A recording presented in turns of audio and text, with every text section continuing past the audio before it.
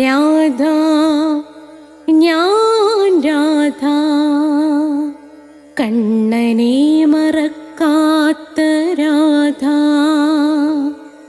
രാധ ഞാൻ രാധ കണ്ണനെ മറക്കാത്ത രാധ.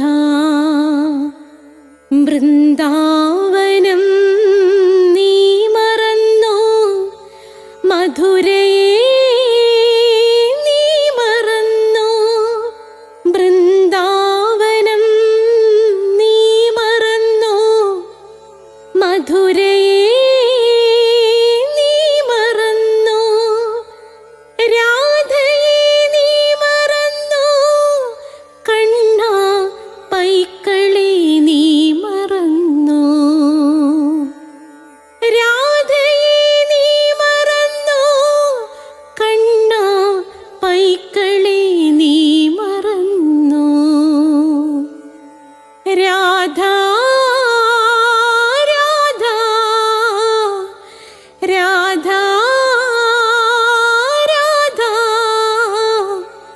മറന്നിട്ടും മറക്കാത്ത രാധ.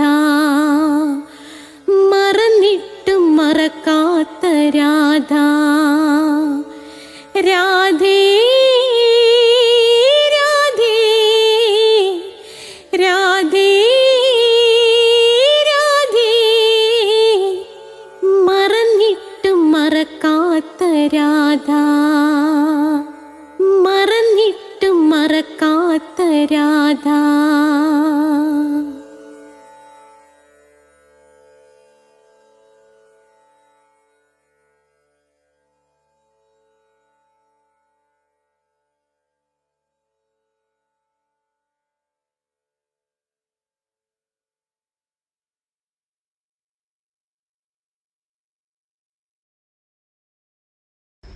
രാധേ രാധേ ഓ രാധേ രാധേ രാധേ രാധേ ഓ രാധേ രാധേ.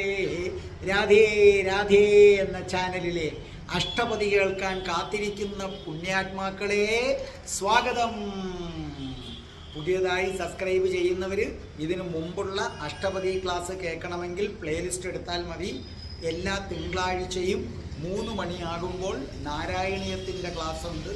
ചൊവ്വാഴ്ച 12 മണിക്ക് കൃഷ്ണൻ്റെ രാധ, രാധയുടെ പ്രണയം ചരിത്രത്തിൽ ആദ്യമായിട്ട് രാധാജിയുടെ കഥകൾ മാത്രമായിട്ട് 76 എപ്പിസോഡുകൾ പിന്നിട്ട് കഴിഞ്ഞിരിക്കുകയാണ്. പ്ലേലിസ്റ്റിൽ കിട്ടും. എന്നും എല്ലാ ചൊവ്വാഴ്ചയും ഉച്ചയ്ക്ക് 12 മണിക്കാണത് നിങ്ങൾക്ക് സബ്സ്ക്രൈബ് ചെയ്താൽ ലഭിക്കുന്നത്. അതുപോലെ എല്ലാ വ്യാഴാഴ്ചയും 12 മണിയാകുമ്പം നിങ്ങൾക്ക് ഏത് കിട്ടിയിരിക്കും? അഷ്ടപതി കിട്ടിയിരിക്കും. എന്നിട്ട് എത്രയും പെട്ടെന്ന് ശ്രീബുദ്ധൻ്റെ കഥയും തുടങ്ങും. ബുദ്ധൻ പറഞ്ഞ വാക്യങ്ങൾ, കൃഷ്ണൻ്റെ അവതാരമായ സാക്ഷാൽ ശ്രീബുദ്ധൻ പറഞ്ഞ വാക്യങ്ങൾ ധർമ്മപദം എന്നൊരു പുസ്തകമായിട്ട് ഇറങ്ങിയിട്ടുണ്ട്. അത് വിപണിയിൽ കിട്ടാൻ പാടാണ്. അതുകൊണ്ട് നിങ്ങൾ അതൊന്നും വിഷമിക്കേണ്ട. അതൊക്കെ വരികളൊക്കെ ഞാൻ തരും. മോക്ഷത്തിലേക്കുള്ള ഏറ്റവും എളുപ്പമാർഗമാണ്. ഈ ആഴ്ച തന്നെ ആണ്ടാളും നിങ്ങളുടെ മുന്നിലേക്ക് എത്തുകയാണ്. ആണ്ടാളിൻ്റെ കഥയും നിങ്ങളുടെ മുന്നിലേക്ക് എത്തുകയാണ്. അപ്പോൾ നിങ്ങൾ പ്ലേലിസ്റ്റ് എടുത്താൽ മതി. ആ പ്ലേലിസ്റ്റിനകത്ത് കടുത്ത കൃഷ്ണഭക്തനായ ഞാൻ എങ്ങനെ രാധാഭക്തനായി എന്ന വീഡിയോ നിശ്ചയമായും നിങ്ങൾ കണ്ടിരിക്കണേ. അതേ കണക്ക് ഒരിടത്തൊരച്ഛനുണ്ടായിരുന്നു, അതും നിങ്ങൾ കാണണം. നടന്ന കഥയാണ്. നടന്ന കഥയെന്നല്ല, നടന്ന സംഭവമാണ്. അച്ഛനും അമ്മയും ബന്ധം വേർപെട്ടിരിക്കുന്ന എല്ലാവരും അത് കാണേണ്ടതാണ്. എന്ന് മാത്രവുമല്ല, ബന്ധം വേർപെട്ടിരിക്കുന്നവരും മാനസികമായി അകന്ന് ഇരിക്കുന്നവരും അവരുടെ മക്കളുമൊക്കെ കാണേണ്ടതാണ്. പിന്നെ പ്രണയം വിജയിക്കാൻ, അത് പെൺമക്കളെ ദൂരെ പഠിപ്പിക്കാൻ വിടുന്ന ഓരോ മാതാപിതാക്കളും അത്യാവശ്യം കണ്ടിരിക്കേണ്ടതാണ്. ഇതിനകത്ത് ജ്യോതിഷമുണ്ട്. ഓരോ മാസത്തിൽ ജനിച്ചവരുടെ ഫലവും നക്ഷത്ര ഫലവും ഞാൻ കൊടുത്തിട്ടുണ്ട്. ജ്യോതിഷപരമായി എന്തെങ്കിലും സംശയം ഉണ്ടെങ്കിൽ എന്നെ 96453339 എന്ന നമ്പർ, അത് ഞാൻ ഡിസ്ക്രിപ്ഷൻ ബോക്സിൽ കൊടുത്തിട്ടുണ്ട്. അതിൽ വിളിച്ചാൽ മതി. പിന്നെ സ്പോക്കൺ ഇംഗ്ലീഷിൻ്റെ ക്ലാസ് ഉണ്ട്. 8 വീഡിയോ വരെ ഇതുവരെ ഞാൻ ഇട്ടിട്ടുണ്ട്. കൊല്ലം, തിരുവനന്തപുരം, ആലപ്പുഴ, പിന്നെ എറണാകുളം, കൊട്ടാരക്കരയൊക്കെ ഉള്ളവർക്ക് ഇവിടെ വന്നു പോയി പഠിക്കാവുന്നതേ ഉള്ളൂ. കോട്ടയം അവർക്കൊക്കെ ട്രെയിനിൽ വന്നു പോയി പഠിക്കാം. ദൂരെ ഉള്ളവർക്ക് ഇവിടെ സ്റ്റേ ചെയ്യാനുള്ള സൗകര്യമുണ്ട്. അല്ലാത്തവർ യൂട്യൂബിനെ ആശ്രയിച്ചാൽ മതി. ഇപ്പോൾ വടകര, കാസർഗോഡ്, അവിടെ നിന്നൊക്കെ തൃശ്ശൂർ, ഇവിടെ നിന്നൊക്കെ ആൾക്കാർ ഇവിടെ വന്ന് സ്റ്റേ ചെയ്ത് എൻ്റെ അടുത്ത് വന്നിരുന്ന് പഠിക്കുന്നുണ്ട്. അപ്പോൾ അങ്ങനെയുള്ളവർക്ക് അതുണ്ട്. പിന്നെ ഹിന്ദുക്കൾ അറിയേണ്ടവയുണ്ട്. നമ്മൾ ഹിന്ദുക്കൾ ഒരിക്കലും ഒരാളുടെ മുന്നിലും തല കുനിയാൻ പാടില്ല. ഹിന്ദുക്കളെ സംബന്ധിച്ചിടത്തോളം ശിവലിംഗത്തെ എന്തിനാരാധിക്കുന്നു, ഗണപതി എന്താണ്, അല്ലേ, അതിനെക്കുറിച്ചൊക്കെയുള്ള കൃത്യമായ ഉത്തരം ഞാൻ ഇതിനകത്ത് കൊടുത്തിട്ടുണ്ട്. അതും നിങ്ങൾ നോക്കുമല്ലോ.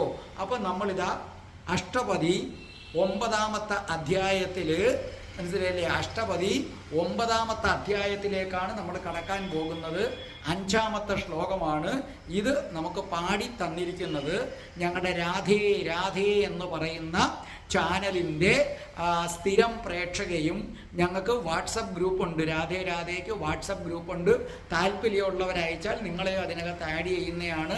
ആ വാട്സപ്പ് ഗ്രൂപ്പിലെ അംഗവുമായിട്ടുള്ള ശ്രീകല, ഇടക്കരയിലുള്ള ശ്രീകലയാണ്.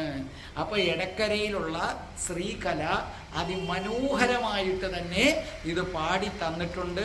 ശ്രീകലയുടെ മധുരമായ ശബ്ദത്തിൽ നിങ്ങളിത് കേൾക്കുക. നിങ്ങൾക്കും അഷ്ടപതിയോ നാരായണീയമോ പാടാൻ ആഗ്രഹമുണ്ടെങ്കിൽ എനിക്ക് 2 വരി പാടി വാട്സപ്പിൽ അയച്ചു തന്നാൽ മതി. അപ്പോൾ ശ്രീകല പാടുന്നത് കേട്ടോളൂ. നയന വിഷയമപി കിസലയതൽപം കലയതി വിഹിതഹുദാശവികൽപം. നയന വിഷയമപി കിസലയതൽപം കലയതി വിഹിതഹുദാശവികൽപം. രാധികാ തവ വിരഹേ കേശവാ, രാധികാ തവ വിരഹേ കേശവാ. അപ്പോൾ നമ്മുടെ ശ്രീകല ഇടയ്ക്കര അത് പാടിത്തന്നത് കേട്ടല്ലോ. ഇനി ഞാൻ പറഞ്ഞുതരാം, ശ്രദ്ധിച്ചേട്ടെ. നയന വിഷയമപി കിസലയ തൽപം കലയതി വിഹിത ഹുദാശ വികൽപം. രാധിക തവ വിരഹേ കേശവ. അർത്ഥം എഴുതി വെച്ചോ. നയന വിഷയം കൺമുന്നിലുള്ള എന്നാണ് അർത്ഥം. നയന വിഷയം കൺമുന്നിലുള്ള, നമ്മുടെ കണ്ണുകൾക്ക് വിഷയമായി ഭവിക്കുന്നത്. അർത്ഥം കൺമുന്നിലുള്ള. കിസലയം, കിസലയം തളിര്, കിസലയം തളിര്. തൽപ്പം മെത്ത, തൽപ്പം മെത്ത. അപ്പൊ കിസലയ തൽപ്പം തളിർ മെത്ത എന്നർത്ഥം എഴുതി. തളിർ മെത്ത. കലയതി, കലയതി സംശയിക്കുന്നു. കലയതി അർത്ഥം എഴുതിക്കോ, സംശയിക്കുന്നു. വിഹിത, വിഹിത പരക്കുക, സ്പ്രെഡ്, വിഹിത പരക്കുക. ഹുദാശ വികൽപ്പം, മനസ്സിലായില്ലേ? ഹുദാശ വികൽപ്പം. ഹുദാശൻ അഗ്നി, വികൽപ്പം സംശയം. ഹുദാശം അഗ്നി, വികൽപ്പം സംശയം. ഹുദാശ വികൽപ്പം അഗ്നിയാണെന്ന സംശയം. അർത്ഥം എഴുതിയല്ലേ? അപ്പോൾ ഇതിനകത്ത് എന്താ പറഞ്ഞിരിക്കുന്നതൊക്കെ? നയന വിഷയമപി കിസലയ തൽപം. കണ്ടോ? നയന വിഷയം കണ്ണുകൊണ്ട് കാണാൻ പറ്റുന്ന, കിസലയ തൽപ്പം തളിർമെത്ത കൊണ്ടുള്ള കിടക്ക. കലയതി വിഹിത, കണ്ടോ? കലയതി സംശയിക്കുന്നു. വിഹിത ഹുദാശ വികൽപ്പം വിഹിതം പരക്കുന്നു. ആളിപ്പരക്കുന്ന ആരായിട്ട്? ചെന്തിയായിട്ട് സങ്കല്പിക്കുന്നു. രാധിക തവ വിരഹേ കേശവ. അപ്പം ഞാനിത് നിങ്ങൾക്ക് പറഞ്ഞു തരാം. ഇതിനകത്ത് എന്താ പറഞ്ഞിരിക്കുന്നത്? അല്ലയോ കേശവ, അങ്ങയുടെ വിരഹത്തിൽ, തോഴി കൃഷ്ണനോട് പറഞ്ഞു കൊടുക്കുകയാണ്.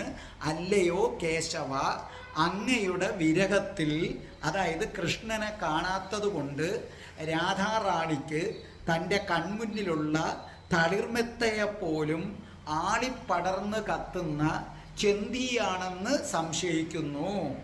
അതായത് നമുക്ക് വിരഹദുഃഖം വന്നു കഴിഞ്ഞാൽ പിന്നെ അതുവരെ സുഖം തന്നുകൊണ്ടിരുന്ന സകല സാധനങ്ങളും നമുക്ക് എന്തായി മാറും?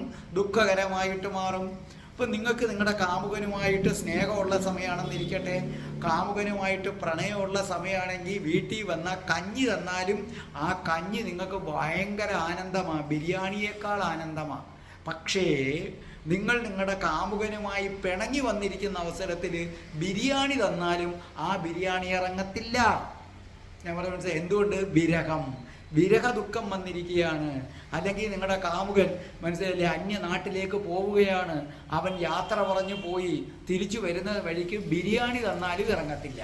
അതേസമയം അവരുമായിട്ട് സ്നേഹമുണ്ട്, അവൻ നിങ്ങളെ കൂടെയൊക്കെ കൊണ്ടുപോയി നിങ്ങളുടെ നെറ്റിയിലൊരു ഉമ്മയും തന്നിട്ടാണ് വിടുന്നതെങ്കിൽ വീട്ടിൽ വരുമ്പം കഞ്ഞി, വെറും കഞ്ഞിയേ ഉള്ളെങ്കിലും ആനന്ദത്തോടു കൂടി നമ്മൾ കോരി കുടിക്കും. അപ്പം സ്വാഭാവികമായിട്ടും നമ്മൾ പ്രണയിക്കുന്നയാള് നമ്മളുടെ അടുത്തില്ല എന്നുണ്ടെങ്കിൽ, അല്ലെങ്കിൽ അയാളുമായി നിങ്ങൾ പിണങ്ങിയിരിക്കുകയാണെന്നുണ്ടെങ്കിൽ അതുവരെ നിങ്ങൾക്ക് സുഖം തന്നുകൊണ്ടിരുന്ന സകലതും എന്തായി മാറും? ദുഃഖകാരകമായി മാറും. അപ്പം നമുക്ക് സുഖവും ദുഃഖവും തരുന്നത് മനസ്സാണെന്ന് ഇപ്പം നിങ്ങൾക്ക് മനസ്സിലായില്ലേ? മനസ്സല്ലെങ്കിൽ പിന്നെ കുഴപ്പമില്ലല്ലോ. മനസ്സല്ല എന്നുണ്ടെങ്കിൽ നമുക്ക് പിന്നെ എന്താ പറയേണ്ടത്? കഞ്ഞിയും ബിരിയാണിയും രണ്ടും രണ്ടാണ്. മനസ്സല്ല എന്നുണ്ടെങ്കിൽ നമുക്ക് പിന്നെ ഇറച്ചിയൊക്കെ തിന്നുന്നവർക്കാണെങ്കിൽ ബിരിയാണിയാണ് ഏറ്റവും ബെസ്റ്റ് എന്ന് പറയുന്നത്. മനസ്സിലായ? അപ്പോൾ അവർ പിന്നെ വന്നിരിക്കുന്ന സമയത്ത് കഞ്ഞി വന്നാൽ അവർക്ക് വേണ്ടെന്ന് പറയും അല്ലേ? ബിരിയാണി കിട്ടിയാൽ സന്തോഷം. പക്ഷേ കാമുകനുമായി പിണങ്ങിയിരിക്കുമ്പോൾ അവിടെ മനസ്സ് വിപരീതമായി നിൽക്കുന്നത് കൊണ്ട് ആ ബിരിയാണി നിങ്ങൾക്ക് വേണ്ട. കാമുകനുമായി അടുത്ത് നിൽക്കുമ്പോൾ കഞ്ഞി ഇഷ്ടമല്ലെങ്കിൽ പോലും സന്തോഷത്തോടെ കുടിക്കും. അപ്പം നമ്മുടെ ഇഷ്ടവും ഇഷ്ടക്കേടുകളും എല്ലാം ഏതിനെ ആശ്രയിച്ചിരിക്കുന്നു? നമ്മുടെ മനസ്സിനെ ആശ്രയിച്ചിരിക്കുന്നു. ഇവിടെ തളിർമെത്ത എന്ന് പറയുന്നത് വളരെയധികം സുഖം നൽകുന്ന ഒരു സാധനമാണ്. മെത്തകളിൽ വെച്ച് തളിര് കൊണ്ടുള്ള മെത്ത എന്ന് പറഞ്ഞു കഴിഞ്ഞാൽ നമുക്ക് അറിയാം അത്രത്തോളം മൃദുവായിട്ടുള്ള യാതൊന്നുമില്ല. പക്ഷേ ആ തളിർമെത്ത പോലും രാധാറാണിക്ക് ചുമന്ന് ആളിക്കത്തുന്ന തീയായിട്ട് തോന്നുന്നു. അപ്പം തീ തന്നെ പലതരത്തിലുണ്ട്. മങ്ങിക്കത്തുന്ന തീയുണ്ട്, മനസ്സിലായില്ലേ? പടർന്ന് കത്തുന്ന തീയുണ്ട്. നമ്മൾ ഹോമമൊക്കെ നടത്തുമ്പം പറയത്തില്ലേ നല്ല തെളിഞ്ഞ് കത്തുകയാണെന്ന് പറയത്തില്ലേ? അത് ഐശ്വര്യ ലക്ഷണമാണ്. ആടി ആടി കത്തുന്ന തീയുണ്ട്. പക്ഷേ ഇവിടെ രാധാറാണിക്ക് ചെമ്പിയായിട്ടാണ് തോന്നുന്നത്. സകല പ്രഭയോടും കൂടി ആളിക്കത്തുന്ന ചുമന്ന തീയായിട്ടാണ് രാധാറാണിക്ക് ഏതനുഭവപ്പെടുന്നത്? ഈ തളിർമെത്ത അനുഭവപ്പെടുന്നത് എന്ന് പറഞ്ഞു കഴിഞ്ഞാൽ ഈ തളിർമെത്തയിലോട്ട് രാധാറാണി വന്നിരിക്കുന്നു. അങ്ങനെ തളിർമെത്തയിലേക്ക് രാധാറാണി വന്നിരിക്കുമ്പോൾ രാധാറാണിക്ക് തൻ്റെ ശരീരം അഗ്നിയാൽ ചുട്ടുപഴുക്കുന്നത് പോലെ തോന്നുന്നു. ഇപ്പം ഞാൻ പറഞ്ഞുതരാം ഏതുപോലെ എന്ന് പറഞ്ഞാൽ ദോശക്കല്ല് ചുട്ടുപഴുത്ത് കിടക്കുകയാണ്. അവിടെ നിങ്ങളുടെ കൈ ഒന്ന് തട്ടിയാൽ എങ്ങനെയാണ് എന്നും പറഞ്ഞ് ചാടത്തില്ലേ? അതുപോലെയാണ് രാധാറാണി തളിർമെത്തയിൽ ചെന്നിരിക്കുമ്പോൾ നിങ്ങൾക്ക് മനസ്സിലാകാൻ വേണ്ടി നിങ്ങൾ ദോശക്കല്ല്, ചൂടായ ദോശക്കല്ലിൽ ചെന്ന് കൈമുട്ടിയാൽ എങ്ങനെ വലിച്ചെടുക്കും? അതേപോലെ ഈ തളിർമെത്തയിൽ ചെന്നിരിക്കുമ്പോൾ അഗ്നിയിലിരിക്കുന്നതിന് തുല്യമായിട്ട് തോന്നിയിട്ട് ചാടി എഴുന്നേക്കും. എന്തുകൊണ്ടാണ് രാധാറാണിക്കിത് അഗ്നിയിലിരിക്കുന്നതിന് തുല്യമായി തോന്നുന്നത്? കാരണം കൃഷ്ണനുമായി ഇണങ്ങിയിരിക്കുന്ന അവസരത്തിൽ ഈ തളിർമെത്തയിലാണ് കൃഷ്ണനും രാധാറാണിയും പരസ്പരം ആലിംഗനം ചെയ്ത് ചുംബനങ്ങൾ കൈമാറി രതിലീലയിൽ ഏർപ്പെട്ട് ഒടുവിൽ സംതൃപ്തി അടഞ്ഞ് കൂമ്പി അടഞ്ഞ കണ്ണുകളുമായി കൃഷ്ണൻ്റെ മാറിൽ രാധാജി കിടന്നു ഉറങ്ങുന്നത്. എന്നാൽ ഇന്ന് ഈ തളിർമെത്തയിൽ ആരില്ല? കൃഷ്ണനില്ല. മനസ്സിലായില്ലേ? അപ്പോൾ ആ തളിർമെത്ത അങ്ങോട്ട് കണ്ടു കഴിയുമ്പോഴേക്കും രാധാജി കൃഷ്ണൻ തന്നെ കോരിയെടുക്കുന്നതും കോരിയെടുത്ത് തളിർമെത്തയിലേക്ക് ഇടുന്നതും ആ തളിർമെത്തയിൽ വെച്ച് ഒന്നാകുന്നതുമൊക്കെ ഓർമ്മ വരുമ്പോൾ ഇപ്പോഴും അങ്ങനെ വേണമെന്ന് ആഗ്രഹം തോന്നും. പക്ഷേ അങ്ങനെ ചെയ്യേണ്ട കൃഷ്ണൻ അടുത്തില്ല. അപ്പോൾ ശരിക്കും പറഞ്ഞാൽ കൃഷ്ണൻ്റെ സാമീപ്യമുണ്ടെങ്കിൽ മാത്രമാണ് ഈ തളിർമെത്തയായി തോന്നുന്നത്. കൃഷ്ണൻ്റെ സാമീപ്യമുണ്ടെങ്കിൽ മുള്ളുകൊണ്ടുള്ള മെത്ത പോലും രാധാറാണിക്ക് തളിർമെത്തയായി തോന്നും. കൃഷ്ണന്റെ സാമീപ്യം ഇല്ലെങ്കിൽ തളിരുകൊണ്ടുള്ള മെത്ത പോലും മുള്ളുകൊണ്ടുള്ള മെത്തയായി അല്ലെങ്കിൽ അഗ്നിയായിട്ട് തോന്നും. ഇവിടെ മറ്റൊരു കാര്യവും കൂടെ പറയുന്നുണ്ട്. കൃഷ്ണൻ ഇല്ലാത്തത് കൊണ്ട് ഈ തളിർമെത്ത രാധാറാണിക്ക് ചിത പോലെയാണ് തോന്നുന്നത്. എന്താണ് ചിത എന്ന് നമുക്കറിയാം, ശവം ദഹിപ്പിക്കാൻ വെച്ചതുപോലെ. ഇങ്ങനെ അഭിപ്രായപ്പെടുന്നത് ശ്രീമദ് ഭക്തി വേദാന്ത നാരായണ ഗോസ്വാമി മഹാരാജയാണ് പറയുന്നത്. രാധാജിക്ക് ഈ തളിർമെത്ത ഏതുപോലെയാണ് തോന്നുന്നത്? ചിത, പട്ടട പോലെയാണ് തോന്നുന്നത്. ആ കൃഷ്ണനില്ലാത്ത എന്തും രാധാജിക്ക് പട്ടടയാണ്. കാരണം കൃഷ്ണ സാമീപ്യം ഇല്ലാതെ വന്നതോടുകൂടി സ്വന്തം ശരീരം തന്നെ ഒരു ശവമായി മാറി. അപ്പൊ ശവം ചെന്ന് തളിർമെത്തയിൽ കിടക്കുമ്പോൾ ആ തളിർമെത്തയ്ക്ക് ചൂടും കൂടെ വരുന്നത് കൊണ്ട് അത് ഏതിന് തുല്യമായി മാറുന്നു? ചിതയ്ക്ക് തുല്യമായി മാറുന്നു. അപ്പൊ എന്താ പറയേണ്ടത്? കൃഷ്ണൻ ഇല്ലെങ്കിൽ ഞാൻ ശവമാണ്, കൃഷ്ണൻ ഉണ്ടെങ്കിൽ ഞാൻ ശിവമാണ്. അതാണ് അതിൻ്റെ പ്രശ്നം. മനസ്സിലായ? കൃഷ്ണൻ ഇല്ലെങ്കിൽ രാധാജി ശവമാണ്, കൃഷ്ണൻ ഉണ്ടെങ്കിലോ രാധാജി ആരാണ്? ശിവമാണ്. ഇതിന് മറ്റൊരു വ്യാഖ്യാനവും കൂടെ കൊടുത്തിട്ടുണ്ട്. ഈ തളിർമെത്ത പുഷ്പദളങ്ങൾ കൊണ്ടാണ് നിർമ്മിച്ചിരിക്കുന്നത്. അവിടെ നിറയെ പുഷ്പങ്ങളാണ്, ചുമന്ന ഇതളുകളുള്ള പൂക്കൾ കൊണ്ടാണ് ഇത് നിർമ്മിച്ചിരിക്കുന്നത്. അപ്പം ആ ചുമന്ന പൂക്കൾ മെത്തയ്ക്കകത്ത് ഇങ്ങനെ വാരി വിതറിയിരിക്കുകയാണ്. ആ ചുമന്ന പൂക്കൾ കാണുകയാണ് രാധാജി. തീയുടെ നിറവും ചുമപ്പ്, തളിർമെത്തയിൽ വിരിച്ചിട്ടിരിക്കുന്ന ചെന്താമരയുടെ ഇതളുകളാണ് വിരിച്ചിട്ടിരിക്കുന്നത്, അതും ചുമപ്പ്.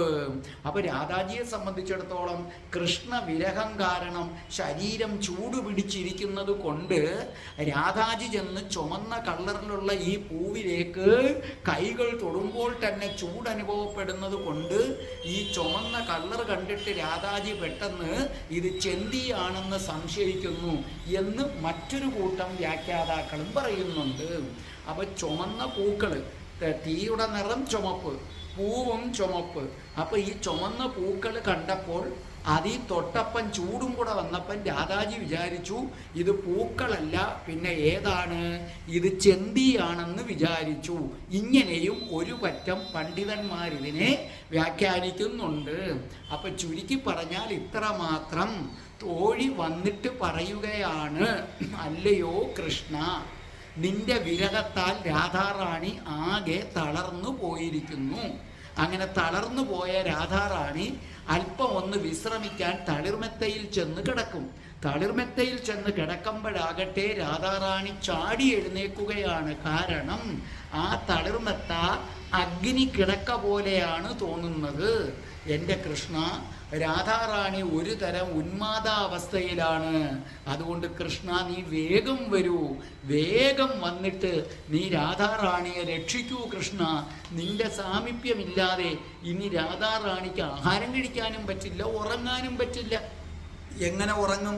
ഉറങ്ങാനായിട്ട് ഏത് കിടക്കയിൽ ചെന്ന് വീണാലും രാധാറാണിക്ക് അത് അഗ്നിക്കിടക്കയായിട്ടാണ് തോന്നുന്നത്. അതുകൊണ്ട് കൃഷ്ണ, നീ ഇല്ലാതെ രാധാജിയില്ല, വേഗം വന്ന് രാധാറാണിയെ രക്ഷിക്കൂ. ഇനി ആ വരികൾ ഒന്നും കൂടെ നോക്കേ. നയന വിഷയമഭി, കൺമുന്നിലുള്ള കിസലയ തൽപ്പം, തളിർമെത്ത കൊണ്ടുള്ള കിടക്ക, കലയതി സംശയിക്കുന്നു, വിഗതി വ്യാപിച്ച ഉദാശ തീയാണെന്ന് വികൽപ്പം സംശയിക്കുന്നു. ആ മുമ്പിലുള്ള തളിർമെത്ത കണ്ടപ്പോൾ തീയാണെന്ന് തോന്നുന്നു. രാധിക, ആർക്ക്? രാധികയ്ക്ക് തവ വിരഹേ കേശവ, നിന്റെ വിരഹം കൊണ്ടാണ്, നിന്നെ കാണാത്തത് കൊണ്ടാണ് കേശവ രാധാറാണിക്ക് അങ്ങനെ തോന്നുന്നത്. മനസ്സിലായല്ലോ? ഇനി ഒരിക്കൽ കൂടി ശ്രീകല ഇത് പാടി തന്നിട്ട് തൊട്ടടുത്ത ശ്ലോകവും കൂടെ ശ്രീകല പാടുകയാണ്. അതും നിങ്ങൾ കേൾക്കുക. എന്നിട്ട് അത് ഞാൻ നിങ്ങൾക്ക് വിവരിച്ചു തരുന്നതാണ്. നയന വിഷയമപി കിസലയ തൽപം, കലയതി വിഹിതഹുദാശവികൽപം.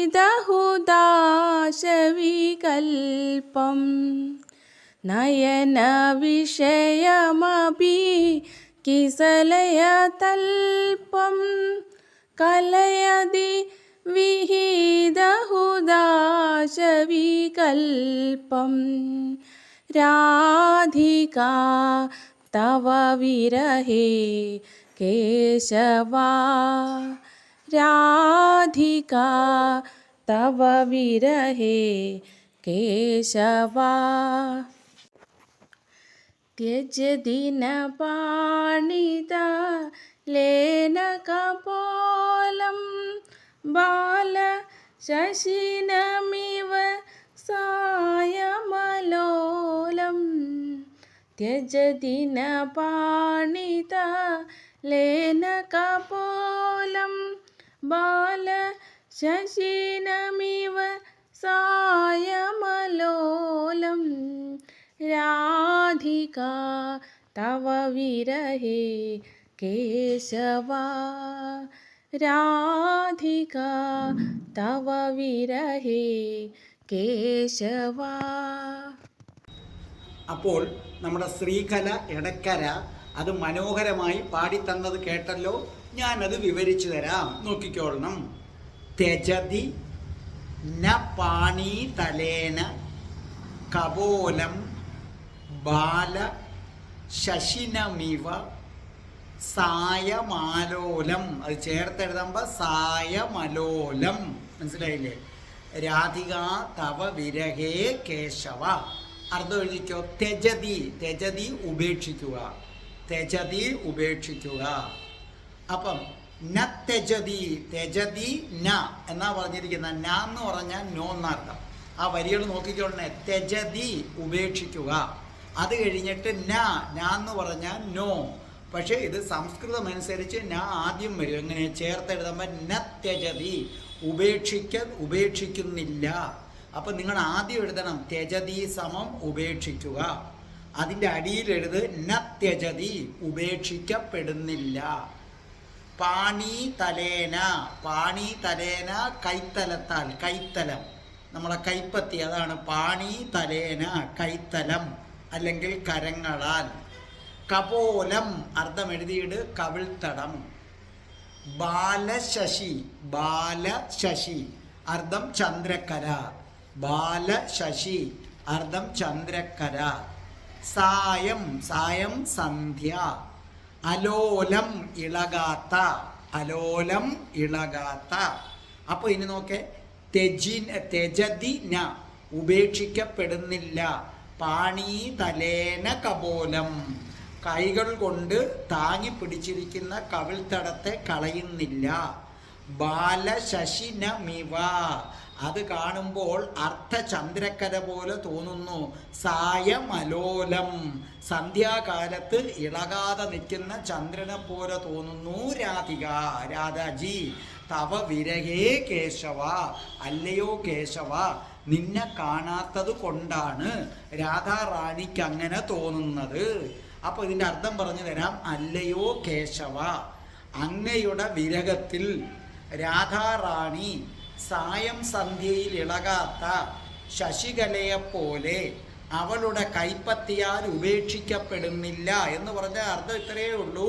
അവളുടെ കൈപ്പത്തിയാൽ ഉപേക്ഷിക്കപ്പെടുന്നില്ല എന്നൊക്കെ പറഞ്ഞാൽ കവിഭാഷയാണ്.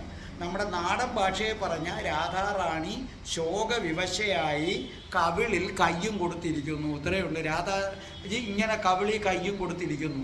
അതിന് കവി പറയുകയാണ്, കവിള് ഈ കയ്യാൽ ത്യജിക്കപ്പെടുന്നില്ല, ഉപേക്ഷിക്കപ്പെടുന്നില്ല.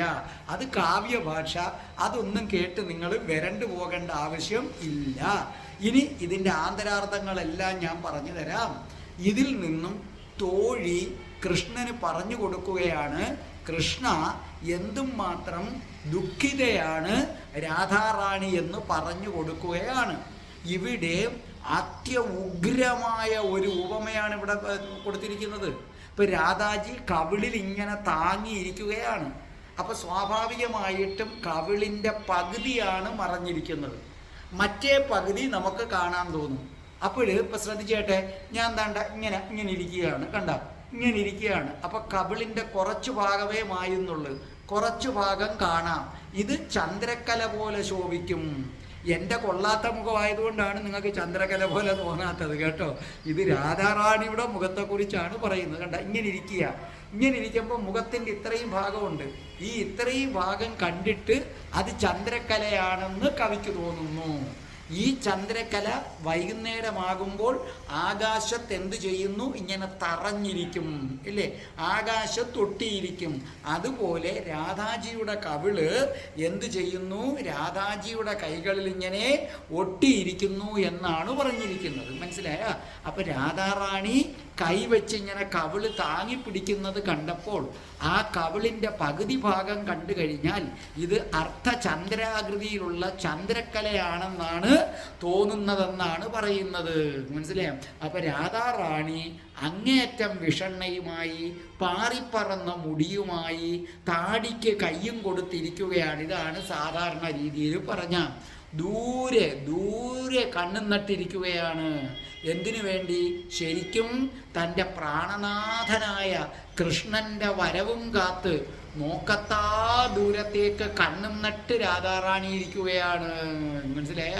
തൻ്റെ കൃഷ്ണൻ വരുമോ വരുമോ എന്ന് വിഷണ്ണനായിട്ട് നോക്കത്താ ദൂരത്തേക്ക് താടിക്ക് കയ്യും കൊടുത്തിരിക്കുകയാണ്. എന്ത് ചെയ്യണമെന്നറിയാതെ തളർന്നിരിക്കുകയാണ്. എങ്ങനെയെങ്കിലും കൃഷ്ണനെ കാണണമെന്ന ചിന്ത മാത്രമേ ഉള്ളൂ. പാവം രാധാറാണി പകൽ സമയം തള്ളി നീക്കിയ പാട് രാധാറാണിക്ക് തന്നെ അറിയാം. പക്ഷെ ഇനിയിപ്പോൾ രാത്രിയായി. നിങ്ങളൊരു കാര്യം ആലോചിക്കുക.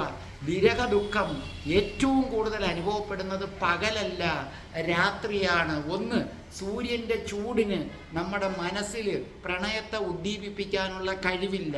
രണ്ട്, പകലാകുമ്പം നമുക്ക് പലരും വന്നും പോയും ഇരിക്കും, ഇവരോടൊക്കെ നമ്മൾ സംസാരിക്കും. രാത്രിയാകുമ്പോൾ അങ്ങനല്ല.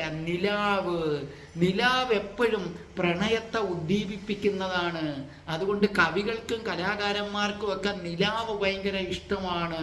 അപ്പം നിലാവ് വരുമ്പോൾ രാത്രിയാകുമ്പോഴാണ് പ്രണയം പൂത്തുലയുന്നതെന്നാണ് പറയുന്നത്. അപ്പോൾ പകല് തന്നെ രാധാറാണി വലിയ കഷ്ടപ്പെട്ടാണ് തള്ളി നീക്കിയത്. അപ്പോഴാണ് ചന്ദ്രൻ പൂനിലാവും പൊഴിച്ചുകൊണ്ട് രാത്രിയായി ഇവിടെ എത്തിയിരിക്കുന്നത്. അതോടുകൂടി രാധാറാണിയുടെ വിരഹ ദുഃഖം അങ്ങ് വർദ്ധിക്കുകയാണ്. ഇവിടെ നിങ്ങൾ ശ്രദ്ധിക്കേണ്ട ഒരു കാര്യമുണ്ട്. എന്താന്ന് പറഞ്ഞാൽ, നിങ്ങൾ ഈ അഷ്ടപതി കേൾക്കുമ്പോഴൊക്കെ നിങ്ങൾക്ക് മനസ്സിലാകും, ഈ ജയദേവ കവി പലപ്പോഴും രാധാറാണിയുടെ സൗന്ദര്യത്തെ വർണ്ണിക്കാൻ ചന്ദ്രനെ ഉപയോഗിക്കാറുണ്ട്. എന്തുകൊണ്ടാണെന്ന് ആർക്കെങ്കിലും പറയുമോ? രാധയുടെ പ്രണയം കൃത്യമായി കണ്ടവരുണ്ടെങ്കിൽ ഒന്ന് ആലോചിച്ച് ഒരു സെക്കൻഡ് തരാം. ഇവിടെ അഷ്ടപതിയിൽ ജയദേവ കവി രാധാറാണിയെക്കുറിച്ച് പറയുമ്പോഴും രാധാറാണിയുടെ സൗന്ദര്യത്തെക്കുറിച്ച് പറയുമ്പോഴും ഒക്കെ ചന്ദ്രനെ പിടിച്ചുകൊണ്ട് വരാറുണ്ട്. എന്തുകൊണ്ടാണ് ചന്ദ്രനെ പിടിച്ചുകൊണ്ട് വരുന്നത്? നിങ്ങൾ രാധയുടെ പ്രണയം എന്ന സീരിയൽ കേട്ടവരാണെങ്കിൽ ഒന്ന് പറഞ്ഞേ. ഒരു നിമിഷം നിങ്ങളൊന്ന് ചിന്തിച്ചേ. കിട്ടുന്നുണ്ടോ? ഒരു നിമിഷവും കൂടെ കിട്ടുന്നുണ്ടോ? ഉണ്ടോന്ന് ഞാനൊന്ന് നോക്കട്ടെ. വല്ല ഓർമ്മയുണ്ടോ നോക്കട്ടെ. ഒരു നിമിഷവും കൂടെ ഓർമ്മയുണ്ടോ? അതായത് ഒരു ദിവസം കൃഷ്ണനുമൊത്തിരിക്കുമ്പോൾ രാധാറാണി പറയും, എന്താണ്, എൻ്റെ സൗന്ദര്യം എങ്ങനുണ്ട് കൃഷ്ണ, നീ ഒന്ന് വർണ്ണിക്കാൻ പറയും. അപ്പോൾ കൃഷ്ണൻ പറയും, രാധേ എന്ത് പറയണമെന്ന് കൃഷ്ണൻ അറിഞ്ഞൂടാ. അപ്പോൾ കൃഷ്ണൻ നോക്കിയപ്പോൾ ആകാശത്ത് ചന്ദ്രൻ ഇങ്ങനെ നിൽക്കുന്നു. അപ്പോൾ കൃഷ്ണൻ പറയും, രാധേ നിന്നെ കാണാൻ നിന്റെ മുഖം ആ ചന്ദ്രനെ പോലെ ശോഭിക്കുന്നു. രാധാറാണിയെ സന്തോഷിപ്പിക്കാൻ വേണ്ടി അടിച്ചതാണ് കൃഷ്ണൻ. പക്ഷെ അതോടുകൂടി വൃന്ദാവനത്തിലിരിക്കുന്ന രാധാറാണി അങ്ങ് തിരിഞ്ഞു, കൃഷ്ണ അപ്പം നിനക്കെന്നെ ഇഷ്ടമല്ല അല്ലേ? നീ എന്നെ ചന്ദ്രനോട് ഉപമിച്ചു. കൃഷ്ണൻ കണ്ണും തള്ളിയിരിക്കുകയാണ്. കൃഷ്ണൻ പറഞ്ഞു, നീ ചന്ദ്രനെ പോലെ സുന്ദരിയാണെന്നാണ് ഞാൻ പറഞ്ഞത് രാധേ.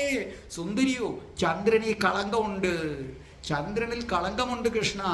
അപ്പൊ എന്നിലും കളങ്കമുണ്ടെന്നല്ലേ പറഞ്ഞത്? വേണ്ട, നീ എൻ്റെ അടുത്ത് മിണ്ടണ്ട. അതാ നടക്കുന്നു. പിന്നെ പാവപ്പെട്ട കൃഷ്ണൻ എന്താ ചെയ്തത്? ഒരു മയിലിൻ്റെ വേഷം കെട്ടി അവിടെയുള്ള ബാക്കി മയിലുകളെയും വിളിച്ച് രാധാജിയുടെ മുമ്പിൽ വന്നങ്ങ് നൃത്തം ചവിട്ടി. മയിലുകളെല്ലാം കൂടെ കിടന്നങ്ങ് നൃത്തം ചവിട്ടുകയാണ്. ഇതിനകത്തൊരു മയിൽ കൃഷ്ണനാണ്. ഈ കൃഷ്ണൻ മയിൽ മാത്രം രാധാജിയുടെ അടുത്ത് വന്ന് ഒട്ടി ഉരുമി ഇങ്ങനെ നിൽക്കും. അപ്പോൾ രാധാജിക്ക് ഭയങ്കര സ്നേഹം വരും. ഈ ഒരു മയിൽ മാത്രം എന്നോട് എന്തൊരു സ്നേഹം. അപ്പോൾ രാധാജി ആ മയിലിനെ ചേർത്ത് വയ്ക്കും. അങ്ങനെ ചേർത്ത് വെച്ച് കഴിയുമ്പോൾ ആ മയിൽ നെഞ്ചോട് ചേർന്നിരുന്നിട്ട് പറയും, നീ എൻ്റെ അടുത്ത് പിണങ്ങല്ലേ, നീ എൻ്റെ അടുത്ത് പിണങ്ങല്ലേ, നിന്നെ നിന്നെ സന്തോഷിപ്പിക്കാനല്ലേ വന്നത്. അപ്പോഴാ രാധാജിക്ക് മനസ്സിലാകുന്നത് കൃഷ്ണനാണെന്ന്.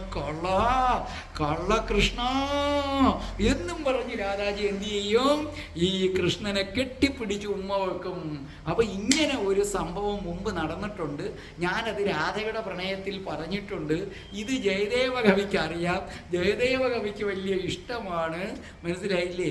അപ്പൊ രാധാജിക്ക് ഇഷ്ടമുള്ള മയിലിന്റെ വേഷം കെട്ടി വന്ന് കൃഷ്ണൻ സന്തോഷിപ്പിക്കാൻ വരെ തയ്യാറായി മുമ്പ്, മനസ്സിലായോ?